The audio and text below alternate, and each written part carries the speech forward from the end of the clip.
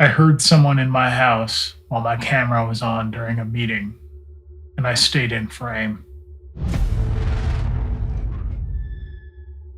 That's the part I don't like admitting. Not that I heard the noise, I've already made peace with that, but that I knew moving would be visible, and I chose not to. The camera light was already on when it happened. A small green dot, steady, unforgiving, centered shot, neutral background. I'd adjusted it carefully so my shoulders were square and the clutter stayed out of view. I remember thinking it looked professional, safe. There's a rule I've internalized about cameras. Once you're visible, you're accountable. Not in a moral sense, but procedurally. I'd sat through enough post-mortems to know how often interruptions get framed as lapses in judgment rather than responses to circumstances. The light meant continuity. It meant I was still part of the system, still contributing. Turning it off, even briefly, would have created a gap someone else would need to explain later. I didn't want to be that gap. I wanted to be the stable element in an unstable situation. The call was critical, not important, not high priority, critical in the way that meant screenshots, transcripts, follow ups. A software update had misfired overnight. Emergency dispatch routing in 3 states was delayed by seconds at a time. Not enough to make headlines yet. Enough that everyone was afraid of what would happen if it continued. Legal was on, operations, my manager, a state liaison with a seal behind her name, and a practiced stillness that told me she'd been through this before.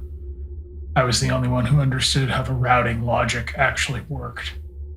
No one said it out loud, but there was an understanding that if I dropped off the call, the conversation would keep going without me.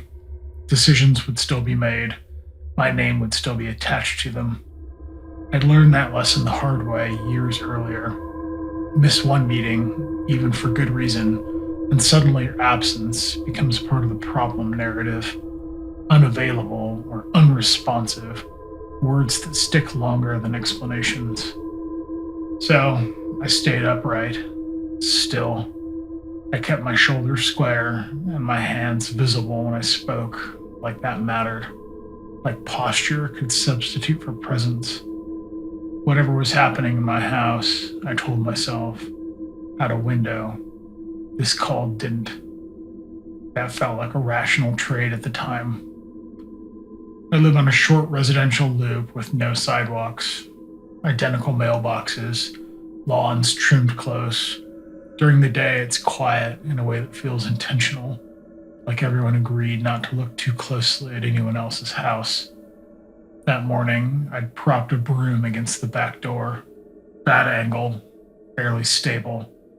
I remember noticing it wobble and thinking I'd fix it after my first call. The crash came from the back of the house, sharp, hollow, then the lighter clatter of plastic and wood. The broom. I didn't react on camera. I kept my expression neutral, eyes forward, like I was listening to someone explain liability thresholds. Out of frame, my hand tightened around the arm of the chair. I told myself I'd check after. Someone asked me a question about fallback logic. I answered it cleanly. My voice sounded calm, which reassured everyone, including me, that nothing else mattered. Then I heard another sound. Not a crash, a scrape. Slow, careful, like something being moved by someone who didn't want to be heard. Heat crept up my neck. I flicked my eyes toward the hallway, then back to the camera, careful not to turn my head too far. On screen, I still looked attentive and engaged. Standing would have meant breaking frame. Bending down would have meant vanishing entirely. I stayed still. The call shifted to worst case scenarios. Someone said the word fatal and immediately walked it back. The liaison stopped typing and looked directly into her camera. There was another sound, this time from the kitchen. The drawer opening. I felt the moment stretch. My heart beat hard enough that I worried it might show in my throat. I realized then that whoever was in my house didn't know that I was there. That knowledge didn't calm me the way you'd expect. It narrowed everything. If they didn't know I was home, the noise would be information. Movement would be a signal. Any sound I made would collapse the fragile advantage I hadn't realized I was protecting until that second. I thought about the camera angle, about how visible I was to the people on the call, and how invisible I must have seemed to whoever was moving through the kitchen. I told myself I was safer this way, still, observing, waiting for the situation to resolve itself without requiring anything from me. My car wasn't in the driveway. I'd parked around the corner for street cleaning. The blinds were closed to cut glare. From outside, the house would have looked empty.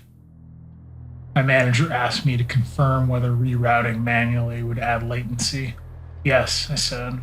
The word came out practiced, familiar, and useful.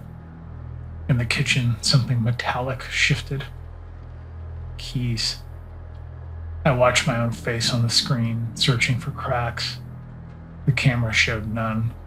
The image was stable, reassuring. What I didn't expect was how much effort stillness required. My body kept trying to respond without permission. Breath shortening, muscles tightening, a faint tremor in my left hand that I tucked under the desk. I focused on blinking normally, on swallowing at reasonable intervals, on keeping my shoulders level so no one would ask if I was cold. Fear wasn't loud. It was administrative.